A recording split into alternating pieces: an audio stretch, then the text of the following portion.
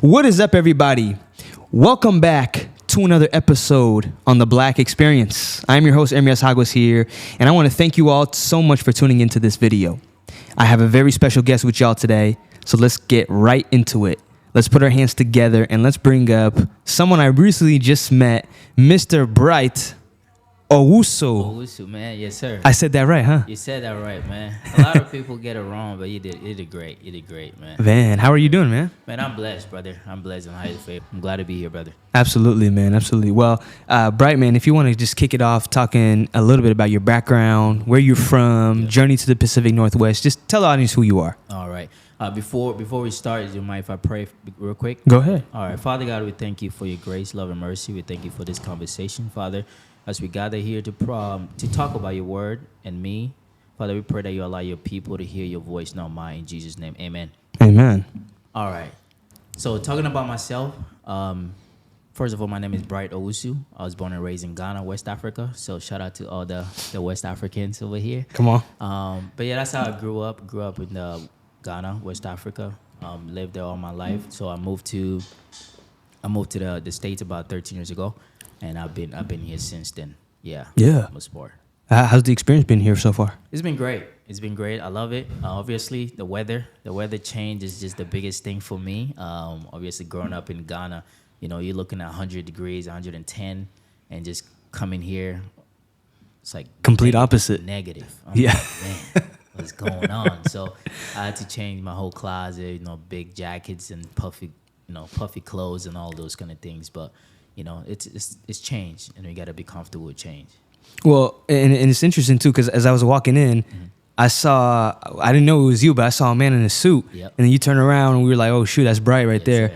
You're wearing a suit, man, and it's going to be around 80 degrees today. How do you do it? Absolutely. I always say that it doesn't matter where I'm at, I always present myself looking my best. Like for me, like I said, I don't even care if it's cold. Like I'm always presenting myself in the best way possible because this. I don't know how many people gonna see this. It doesn't matter if it's 3 people, if it's 3 million people. But when people see me, I want them to see who Bright is. And for me, I always carry myself in a very professional way. Mm-hmm. So I'm not hot, brother. I'm not hot. I'm cold. I'm a cold man. So the suit even keep me a little comfortable. That's absolutely, good. Absolutely, brother. Yeah, man. Yeah. Well.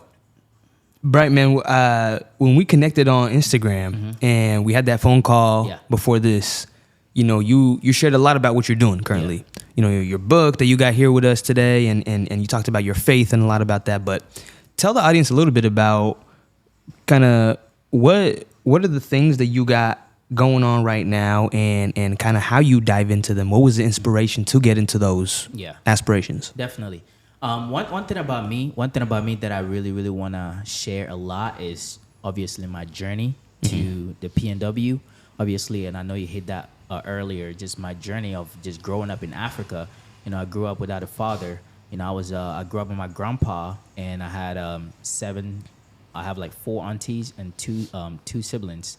And when I talk about siblings, we call it siblings, but it's kind of like my cousins. Mm-hmm. So, I grew up in a household of, it was about 7, 8 people, and it was me and my grandpa, just only the man in the house, and all of the others were just women. So, I learned a lot about the women nature and how women act, how women operate. Sometimes it's good things, sometimes it's bad, just understanding those kind of differentiation between those 2 genders. And my grandpa taught me a lot.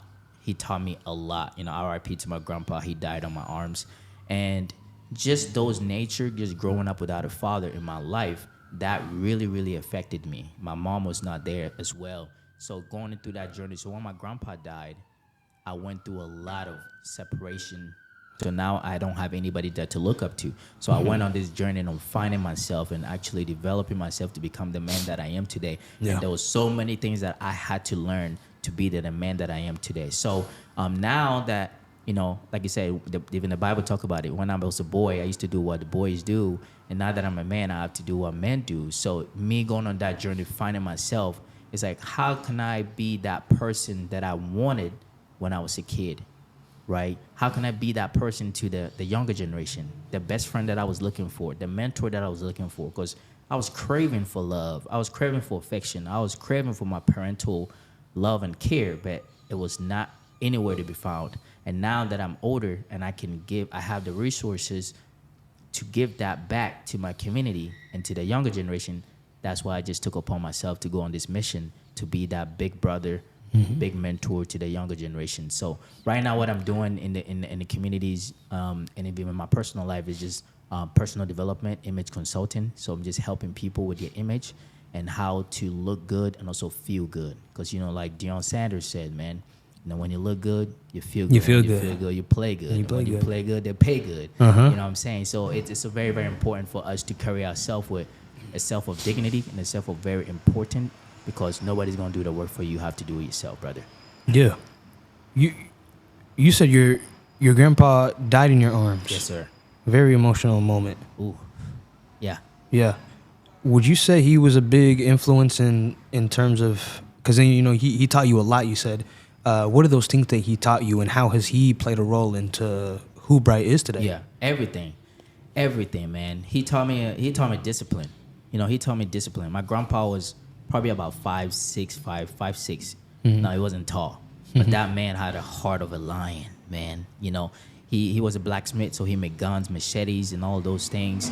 Anything handy. He was a very, very handy man. So when I was younger, I was very, very handy as well. And I was 7 years old. He took me hunting because he made guns. And when you make guns, you have to take them to the range to test them. Right. And we would go hunting with that. And I was 7 years old. He gave me a gun. He told me to shoot. I was like, what the heck? But I was around him, looking at him, shooting all these guns every single time. And one time he took me hunting, and he was just like, shoot a gun. And he put a gun on my chest. And he was like, you're the man of the house now. And to be honest, I didn't really understand what that meant at that time.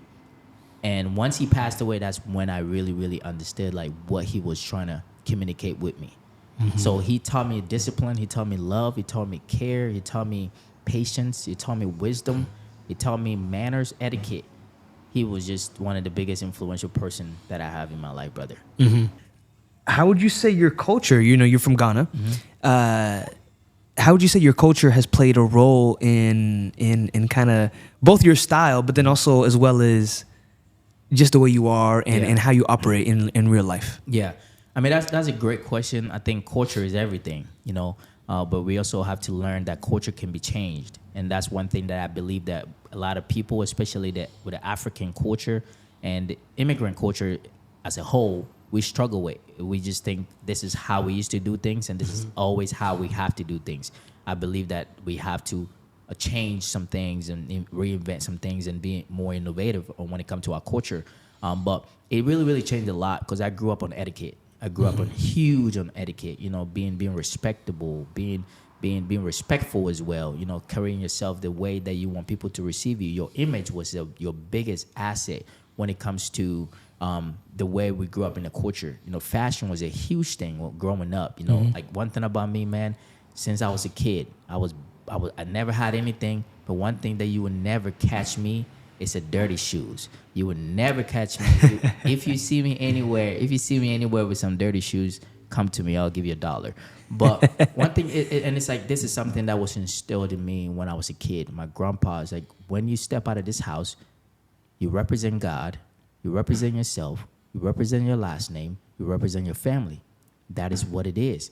And for me, when I step out of the house, I have to be the brightest light I can ever be. When people see me, I want them to see the light, not darkness, right? So that was my culture. That was my culture. Like, we have to look clean. You have to look different and be yourself. And that was just what it was all about. So that was a huge part of my culture, brother. Yeah. Is that where your name came from? Oh man, that's a whole. Because you got a unique name, man. Look, that's a whole another story. That's a whole another story, And I try not to tell things before I do them. But I'm working on my next book, which is about my whole life. It tells where my name originated came from, and just my story, my family. The pain. I'm gonna get more deep in there. And that's what I want to do. But my name has definitely got a very, very, very deep meaning to that. But I'll share that with you off camera, bro. Off camera? Okay. Off camera. Wow. Yeah. Man. Definitely. All right. I love that, man. the idea of always looking fresh whenever you come out the house, you know, that's something that I wouldn't say my parents really always emphasized that. I mean, they did, to always look clean and presentable at events and stuff, but that's something I just took on upon myself too. Like, even if it means waking up Saturday morning and going to the grocery store to get some food. Yeah. I don't want to go out in like my flip-flops or whatever, you know, and just like that. Like, because first of all, you never know who you'll meet. Absolutely. You know, for all the single people out there, you might meet your soulmate. Yes, you know? So you want to look presentable. Absolutely. And you want to look as clean as you can, even if it means that, because you just never know what God's going to throw your way. Absolutely. So. Absolutely. Yeah. And you know, it's brought me a lot. It brought me a lot of connections. It brought me even in networking, and even sometimes I just go to the store, you know, and it's just that for me, I look at style, right? Because I always say fashion and style are two different things, you know, because fashion is very universal, but your style is just personal. You got to have some kick, something about you that it just make you unique, you know. So for me, like, you know, for you and me, you know, you can wear this suit, but you're not gonna look like me. You know what I'm saying? I can wear this shirt, but I'm not gonna look like you. So your style is different. So it's all about finding your style and what works best for you, and just rocking it the best you can. So that is what it's all about for me when it comes to style. So like you talk about, just I believe 100% in that, and I 100% agree with you.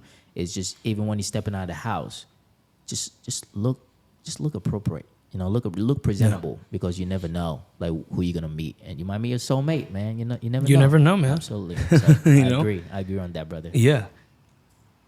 Tell us a little bit about your book. I'm curious, man. You told me a little bit when we were talking, but I know you brought it. But what was the inspiration? What's the book about, even? Yeah, the book about and the biggest thing that the biggest thing I share a lot, and the whole narrative of the book that I wanted to share and I want to get across is upgrading your look on life, right? I want you to upgrade your style for sure, because I want you to look good on the outside, but also I want you to upgrade your look.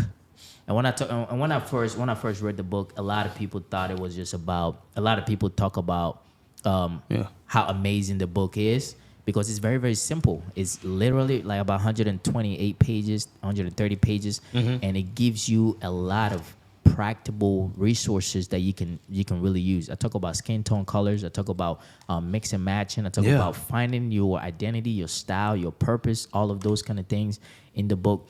But the message that I really, really wanted to share across the book, and I got you that, bro. That's for you, man. Oh, for real? Yeah, that's for thank you. And he even signed it too, guys. So thank you so much, no Bright. problem. Yeah, no man, I love it. And I love the... Do you mind if I show him a page or two? I didn't want to sneak peek, but the little graphics are really cool. Absolutely. Man. Yep. just finding what fits you. You know, there's some people that, you know, they like to wear chin strap beard. And I'm like, no, just grow the full beard. You know what I'm saying? Because it looks better on you. And it's, like I would say, style is also like finding what suits you. You know, so you might have to try 2-3 different things to know, okay, this is what looks best. One looks better. Me. And some people are just so accustomed to one thing, they don't want to change. But you're not going to grow if you don't want to change. So, but my book is all about, you know, upgrading your look on life. And I want to talk about upgrading your look, not just on the physical part. It's also in the inside, how you see yourself, your self-esteem, the imposter syndrome. And I'll talk about that, all of those kind of things, you know, in the book. Sometimes we feel like we're not enough, especially as Black people. Yeah. We feel like we don't deserve to have a certain things. We feel like we don't deserve to drive this car, to live in this neighborhood. But all of these things are things that are poured down into us by fear, by our culture, and by society. And you need to find yourself, and you need to find your identity, and just to battle these kind of thoughts in your mind, right? So when I talk about upgrading your look on life, it's not just the way you look physically. It's also the way you look intrinsically, the intrinsic values, you know, your manners, your etiquette, your politeness. All of those things are very, very, very huge. And just loving yourself, bro. Because we don't love ourselves enough. No. And I think that's very, very huge for us, especially in the Black community. We need to show ourselves a lot of love, a lot of care, and we need to show that love to other people as well, brother. So just focusing more on the intrinsic values and the extrinsic values, because you can have the knowledge, but you got to learn how to package the knowledge and also look apart with the knowledge, right? And I'm going to say this. a lot of people, and I've been around a lot of entrepreneurs and a lot of business people, and sometimes they lack one of these two. They have all the knowledge, they know everything, but when it's come time to present themselves, their image does not reflect with what they know, right? So it's like, what can we do to combine those two? How can I look good and still make money? How can I look good and still share this knowledge that I have with you? And that's why I wrote the book of the Bright Effect. Yeah, there's a lot of great things. Yeah, there's a lot of great things in there. I talk about becoming the 100% man. In the back page as well, just becoming the 100% man. We live in a world that I feel like everybody want to be like, oh, I want to be the 1% man, the 1%, the man, alpha male, the alpha male. You know what I'm saying? And the real alpha is not just telling someone to shut up and just shut up, but I feel like the real alpha is a man that just take care of business. Yeah, and just becoming a well-rounded man, being emotionally intelligent, financially stable. Just having all of these things checked, all these boxes checked out. When you read the book, you'll find all these things that you need to make sure you check out. Be 100% man is taking one step forward and becoming 1% better every single day. Becoming 1% better every single day will eventually make you 100% man. Yeah, absolutely. I'm curious, man, because I've never written a book. For you, Bright. Was it life experiences? Was it you went out and saw YouTube videos about these topics? Yeah. How did you come up with all these ideas, and how were you able to then stitch it together? Like what was the source for that? Yeah. So the source definitely came from. So I've been in the restaurant business for a little bit over a decade now. I started from work for KFC. Started as a cook. Worked my way up to be a district leader now, and when I was in management, I did I've done hundreds of interviews. And one thing that I always saw a lot when I do interviews is these kids, I call them kids, right? Because they're not men. These kids come to interview with sweatpants, with shorts, with Crocs, with unpolished look. And for me, when I see you right away, I can tell you about you before you even open your mouth, right? I can tell you that either I'm going to hire this person or I'm not going to hire them because of the way that they present themselves.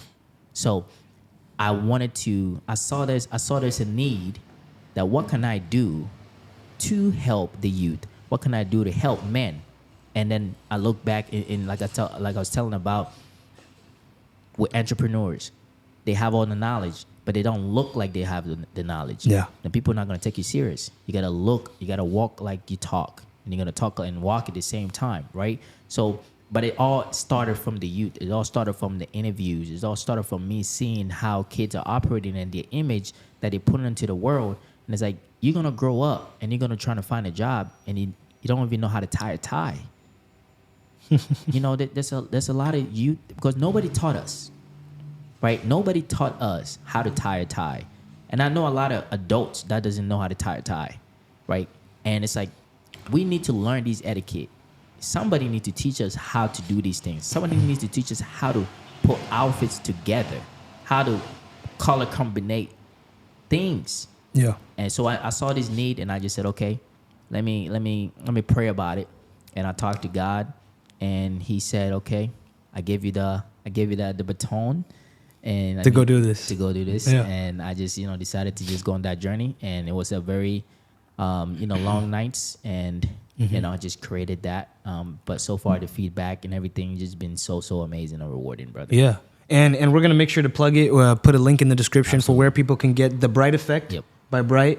It seems like a great book, and thank you for this copy. No problem. Now I do want to push back a little bit on that. Go because not that I disagree, but that I know that for people that are listening to this that are saying, wait, hold up, Bright. Don't you think it's a little bit judgy to criticize me before you hear anything? Don't you think it's judgy to say, just because I don't know how to tie a tie, that my story's not relevant, that I'm not relevant? What do you say to those people? It's not from me. It's how the human mind works, right? The human mind works when you see somebody. It's natural. It's not, I'm being judgmental. but it's just how our mechanism all combine, right? The neutrons, the protons, all the things not in our mind. That's how it works. When you see somebody, the first thing is just to check for safety. Can I feel safe with this person, right? How their body language is. If you go somewhere and you see somebody with a hoodie on, and they have black Air Force Ones, right? Well, what do you think? No, I mean, what right away. You're not gonna feel safe. You're not, right? Why are they hiding themselves? The black Air Forces took me out though. With the black Air Force Ones, brother. Not even the white ones, right? With the black ones, you're not in the right place right now, right? And you have to find safety. You need to move a little bit different, right? But when you see somebody, and I'm not saying you have to wear a suit and tie, no, you just look presentable. That's just what it's all about, right? But you also have to know the rooms that you want to get into, right? You can't go to talk with a mayor with a T-shirt.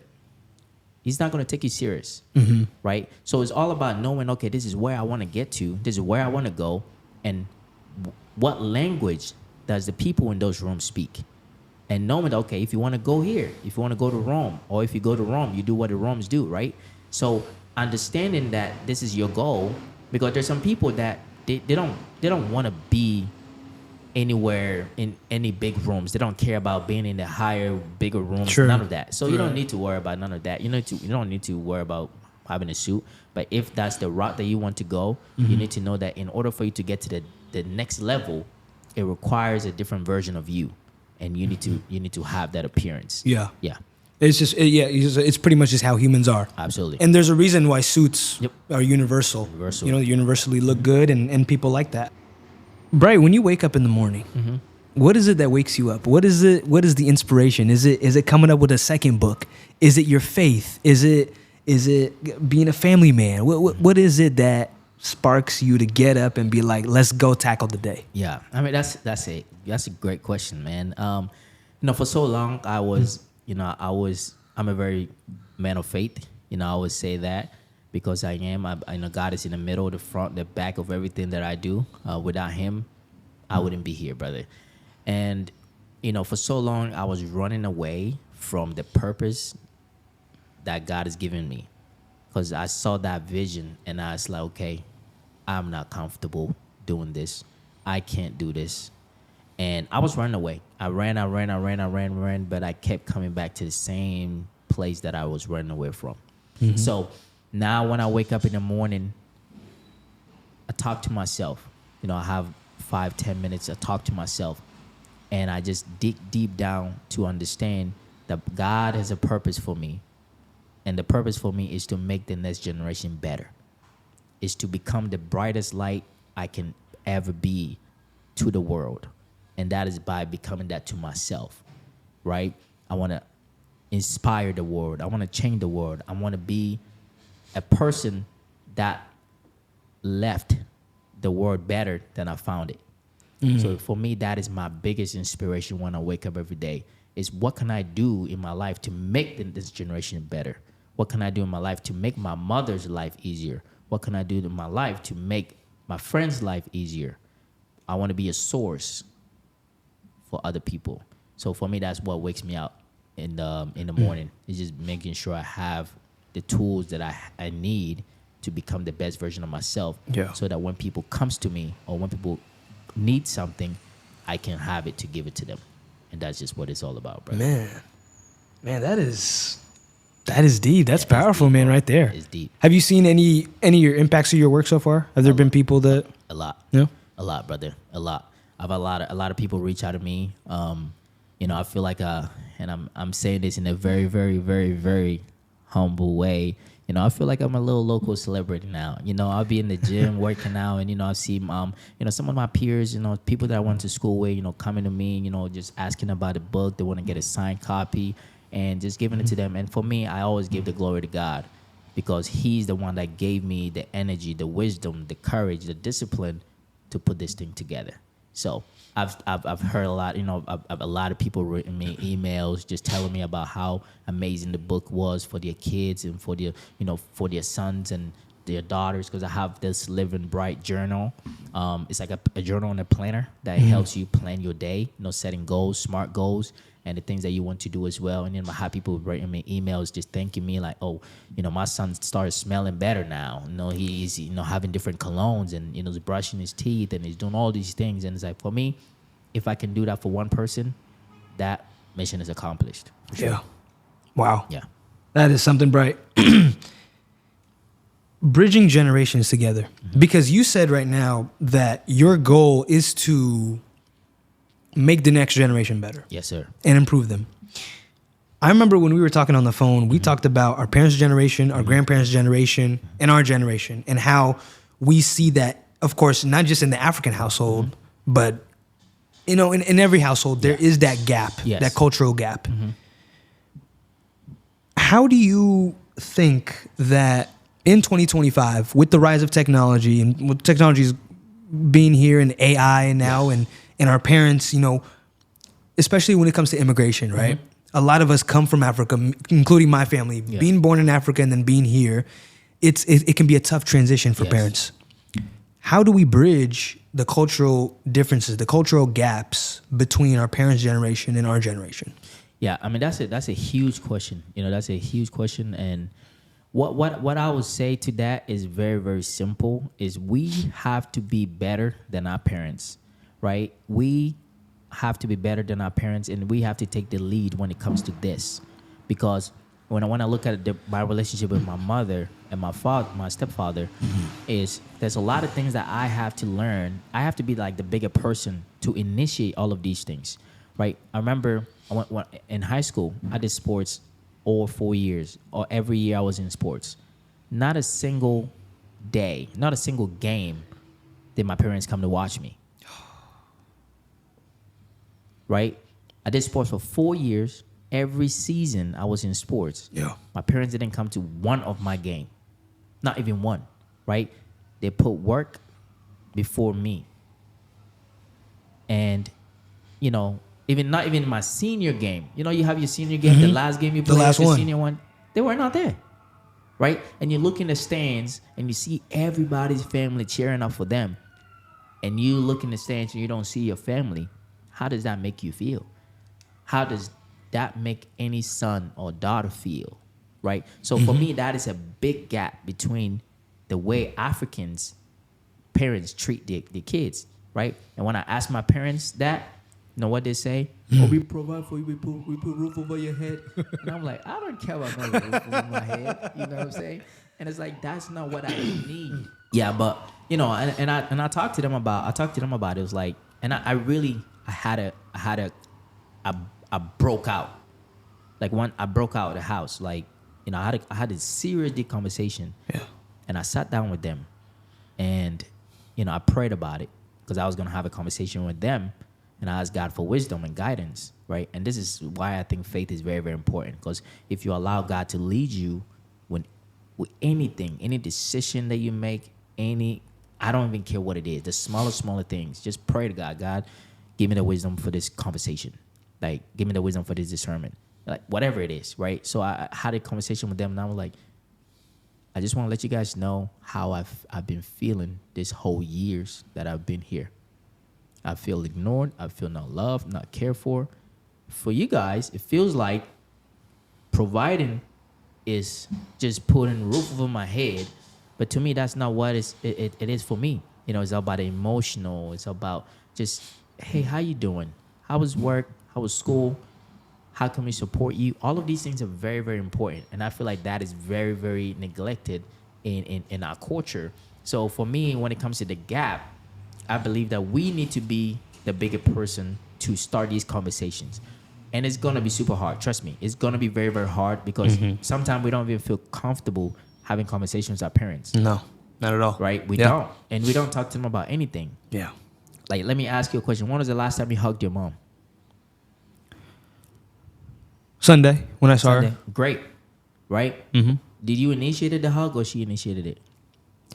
Usually with my mom is her. Okay, good. That's really awesome, right? Yeah. For me, I have to initiate hugging my mother, right? I don't remember the last time my mother told me that she loved me, right? But do I know that she loved me? Absolutely. I know that she does. right? Because her action speaks louder than her words. Than the words. But I just don't need the words, or I just don't need the actions. Sometimes I just need the words. Yeah. Right? And for me, that's all I need. I don't need you to do stuff for me because I'm a very, very self-sufficient person. Sure. I don't need anybody to do anything for me. But I need you to tell me how you feel about me.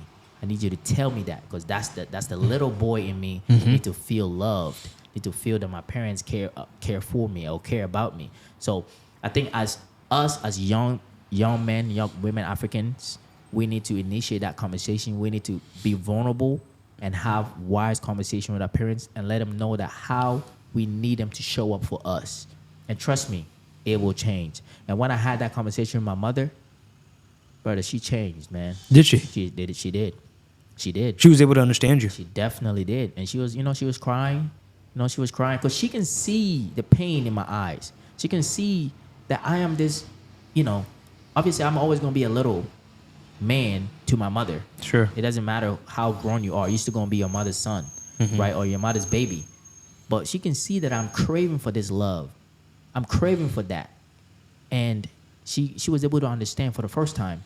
And she was crying. She apologized. And, now we cool. She's my best friend. I'm saying. She's my That's best good, friend. man. Absolutely. I'm happy for you. I resonate with that, man, because we're so used to our parents being the ones that make the decisions, that initiate those things, that this is going to be challenging. And I'm sure other people that have heard this have had those challenging conversations. We're like, hey, why should I initiate? Absolutely. Because they're the older ones. They know more than me. Absolutely. But in this case, though, we are the ones that know being here in the U.S. more. Exactly. Because they're getting the basics out of the way, the roof over our head, the providing. But when it comes to those other things, that the love aspect, love is different back home than here. Exactly. And so we need to lead on that. Absolutely. 100%. You just nailed it, brother. It's all about what they know, right? That's what they know. That's it. So they don't know any better. They're not going to do any better. You can't give what you don't have, right? So they don't have that in them to give us. But now we know what we need. So now we have to go to them like, this is what I need from you, is communicating your expectations. And you can do that not just in relationship, but also with your parents, with your family, and with your employer. You need to communicate your expectations. You need to let them know who you are, how to treat you, and all of those kind of things, brother. Absolutely. And I did that with my parents, and it worked. I'm happy for you, man. Absolutely. And I hope someone is leaving today inspired to do the same thing. I hope so. Because I definitely am. I've had those conversations with my parents too recently, and it's not the easiest, right? But hey, you gotta have it. Yes, it takes a lot of emotional intelligence and emotional discipline and wisdom to really do that. I was in therapy at that time. My therapist motivated me, inspired me to also take that step as well. Because every time we get on a call, and I wasn't in therapy for any people be thinking, but I think mental health is very important, especially in it's a stigma. It is, right? And it's like, I told one of my friends, I have a therapy session today. He's like, are you okay? I'm like, huh? Yeah. Do I need, what I'm saying? Like, you don't need to not be okay to go to therapy. My therapist is like somebody that I reason with. We talk about life. We talk about everything. And they give me some pointers because if you're going to be a high productive man, you need somebody in your life that can guide you a little bit. So for me, that was very, very important. So she helped me a lot to navigate that way of how to have that conversation with my parents. And, shout out to him. Quick question before we move on. Yeah. To all the parents that are listening to this right now about what we just talked about. Yeah. What would be your message to them right now if they're still might be having a hard time understanding and saying, hey, me providing those things such as the roof over your head, the food in your belly, those aren't easy things. Those are big affirmations of love that I'm showing. What would be your message to them today? I would definitely say that, your son and your kids need you in ways that you don't even think about. And you need to find that comfort. You need to be their comfort. You need to be that person. You need to be their best friend. You need to create that room for them to be vulnerable, to come to you, to talk to you about anything that is bothering them, right? Because if you don't give them that space to be that, they're going to find it somewhere else. And that somewhere else could be from a guy or a girl, or in America, we have gangs. People can find those kind of safety net because people want to feel loved and needed and cared for, and they want to feel like they belong. And these places will allow you to feel like you belong, right? So to all the parents that are watching this, I highly recommend that create that space for your kids. Ask them how they're doing. Ask them how they're feeling. Just do a little bonding activity. And it's gonna be uncomfortable. Growth only happens in the uncomfortable. You can never be comfortable and grow, right? When you plant a seed in the soil, it's buried in the darkness, in the soil. It's gonna go through a lot to come out. So that the seed is being uncomfortable, but it's gonna grow and it's gonna bear fruit, right? So we have to understand that these are not an easy topics. These are gonna be hard conversations that we're gonna have. But at the end of the day, your kids are gonna feel very, very connected to you, and it's just a win-win for both of them. So I highly recommend them to take that time to really put their guard down and to be vulnerable, because Africans always got their guard up, bro. Oh, yeah. For whatever reason. I don't know why, to try to be too tough. But, I think it's very important for them to do that for us, because we need them. We need our parents in our life. We do need our parents in our life. Yeah. It goes both ways, right? It does. So, absolutely. Well, Bright Man, we are halfway through 2025. We are here in the month of June. Mm-hmm. Tell us a little bit, what's next for Bright, man? What do you got going on? How are you making the world even better? Well, what I'm making, that's a great question. Definitely what I'm doing, every single day is just putting a little bit light in the world. Just wake up, put some light in the world. If you follow me on social media, you know that, I put my posts, my posts out there. Just making the world a better place, brother. It's like I can't do it all. We need everybody to do the same thing, because when you look in the media, that, music, all of these things, movies, that all of these are messages that people are sending.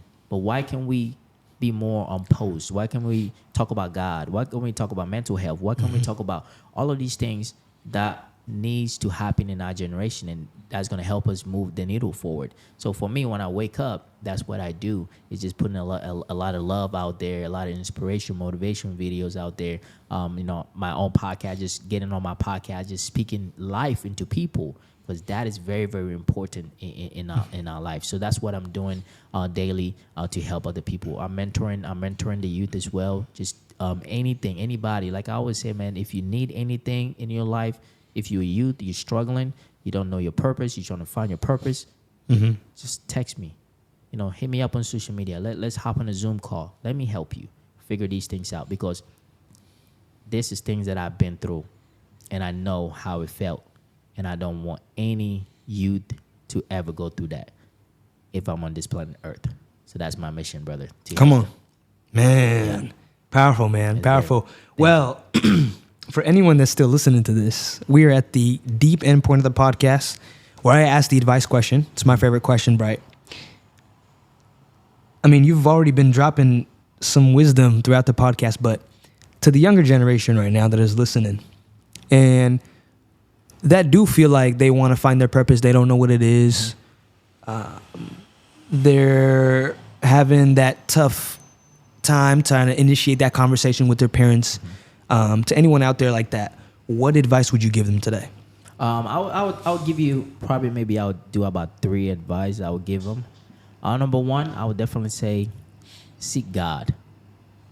That is as simple as that, right? Seek God, get to know Him, build an intimate relationship with Him, know His voice. Because once you know God's voice, your life will never be the same, right?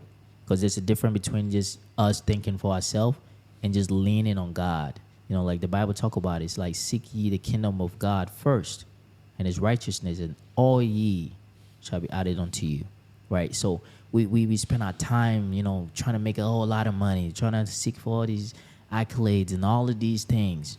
But we forget that if I see God first, everything else shall be added unto you. So for me, I'm not in lack of anything. I have everything that I need in my life, right? Because I put God first, right? And that can be a whole another topic, because somebody said, oh, what does that mean? I have peace. I have joy. My life used to be in shambles, and now He gave me that peace of mind, the joy, the happiness that I need in my life. So I would definitely say seek God and get to know him and build a very intimate relationship with him. And if you need help with that, we have a lot of Bible study calls that we do have on Wednesdays. We have a men's group mentor, one of my friend, Honor, Men of Honor men group that we have. Shout out to my brother. And we have that, and we bring a lot of men together to talk about, mental health, talk about spirituality, how to be leaders, how to be men, and how to just be the best version of ourselves in all the ways. So definitely seek God. The next advice I'll say is definitely take great care of your image, protect your image, build your image, right? As a man, we need to have some discipline in our life and building our image. Like when I shared earlier, when people see you, they see you not just the way you want to be seen, but they see you just the way they see you.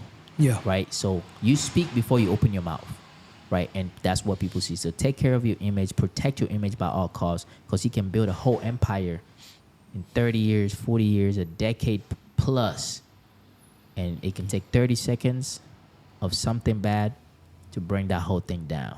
So protect your image at all costs, build your image, invest in yourself, be the best you can ever be to the world, and be somebody for your future.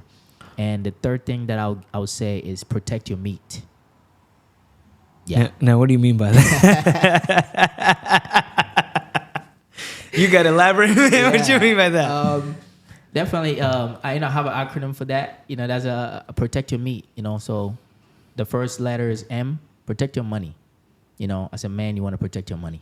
Learn how to invest. Learn how to move. Be good with money. Money management. Financial. Be responsible for your money. So I think that is very, very huge, because it's so easy nowadays to just spend money on things that you don't need. Too easy, right? Because you go out here, your friends got this, your friends got that. You can just blow it up. Yeah. So learn about money, how it works. Learn how to invest, and be good with your finances. So that would be the first thing. The second thing will be your energy, right? We spend a lot of energy on different things that we don't need. It could be TV, watching too much TV, just talking too long on the phone with your partner, with your girlfriend, all of those kind of things. Just the things that you give your energy to. I'll just say have moderation in your life. Just have some discipline in your life. And then the third thing will be your access. The way people have access to you. It's very, very important. There's some times that you just have to, okay, I'm not going to talk on the phone at this time. Just have some discipline, some boundaries in your life. Not everybody needs to have access to you. Come on. Right? And we need to learn how to have that in our life, installed in our life. And then the last thing will be time. Just time. It's very, very important. Etiquette. I talk about time. Like, I was supposed to be out at 10:30. Right? What time did I get here? Before 10. Before 10, right?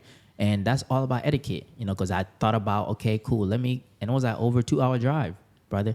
And it's like, let me get up early. Let me get in the car. Let me get there about 45 minutes earlier, because we encountered some technical issues when we got here. Yeah. And if I was late, that would have been something that we would have to push all of these things back. So being able to manage your time wisely, the things that you need to do, planning your day ahead before the day even starts. Absolutely. It's very, very huge. And having that time management and just your punctuality and showing up for yourself and showing up for yourself better to the world. So that would be that. Protect your meat. Come on.